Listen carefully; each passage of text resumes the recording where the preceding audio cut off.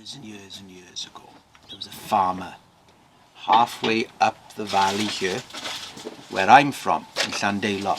And he was a very wealthy farmer, but he was very, very lazy. Everything he should do in terms of work, he didn't do. And he lived right on the River Towie. His land went right up there. And one day a massive storm came, the biggest storm Wales had ever seen. And it lasted for 5 days. And he knew he should go out and secure all his buildings. He should take his sheep up on the side of the mountain. He should make sure that there was nothing going to be flying around. But he looked out the window and he saw the rain coming down. He went, "Oh no, I think I'll stay inside really." So he just sat down next to the fire and cutched up. He had a bowl of cawl.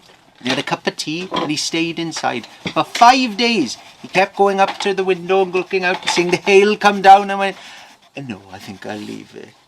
He went by the fire and he had marshmallows and cocoa instead. Put the telly on and just sat down and fell asleep by the fire.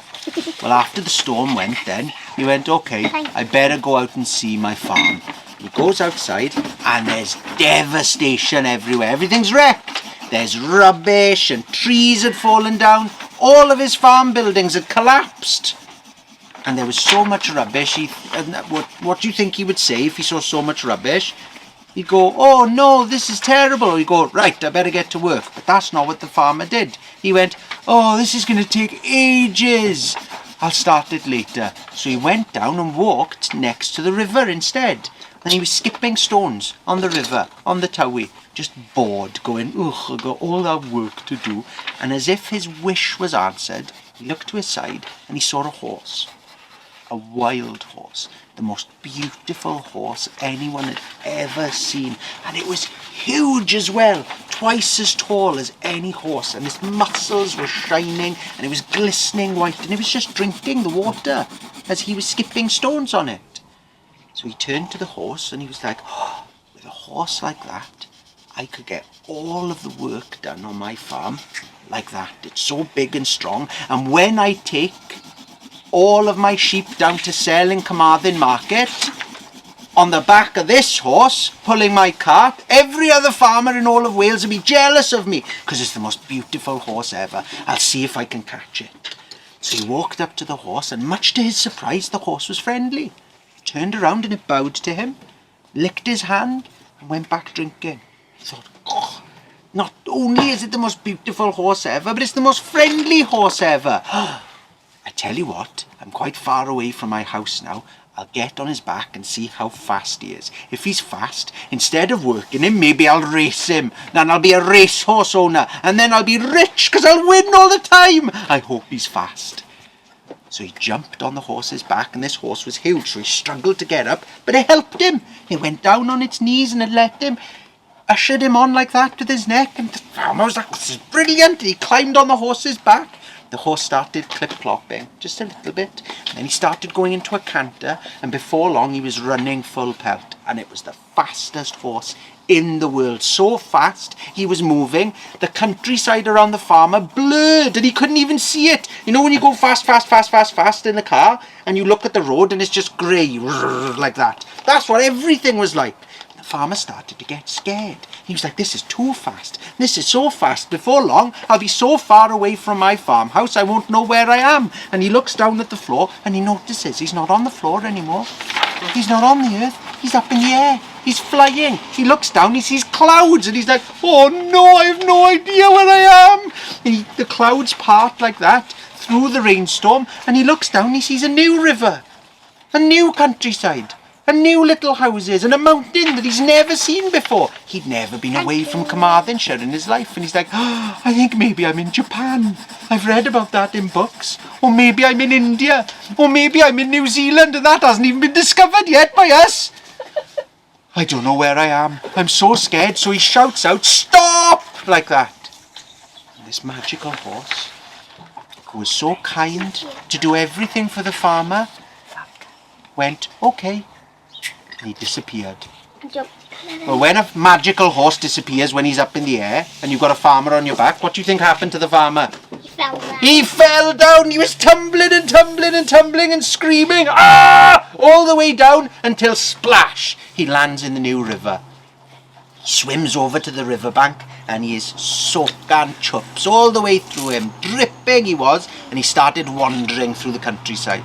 He came into a forest, and luckily for him he saw smoke coming up to the forest. And in a clearing in the woods there was a little village, and there was a blacksmith there, someone who works with metal, who had his bellows going at a great fire that he was using to make horseshoes. He thought, oh, there's enough of horses I want today, but I need to get dry, so I'll go over to that fire. So he asked the blacksmith, excuse me, sir, is it all right I warm myself? I got a little bit wet in the river. And the blacksmith goes, yes, of course, that's fine. Take a seat there. I'll go make you a sandwich. He comes out with a sandwich and he's feeding the farmer. The blacksmith's looking at him like this, looking at him funny. He goes, where did you say you were from? He's like, oh, far away from here. He says, you've got the same accent as me. He goes, yeah, very similar. He's drying himself, the farmer, and he goes, did you happen to see a horse this morning? The farmer goes, yes. He said, was it a gorgeous horse? A tall horse? A strong horse? The farmer goes, yes. He said, you didn't ride the horse, did you? He goes, yes. And he flew up in the air. He goes, how do you know all this? He says, well, that explains it, you see. Everyone in this village originally comes from Dyffryn Tywi, near Carmarthen, where you were from. We were all lazy, we were all bored, and we saw this horse and rided it. We all went up into the sky, we all shouted stop, and we landed up here. That's why we call it Cwm Tawe. It's exactly like Cwm Tawi, but just a little bit different. Egino. Gyda paint ac inc a sialc ar lawr, lluniwyd y llyllon diwylliannol y lle tra bo'r plant yn chwarae'n llon, llwn rhieni a safbwyntiau gre.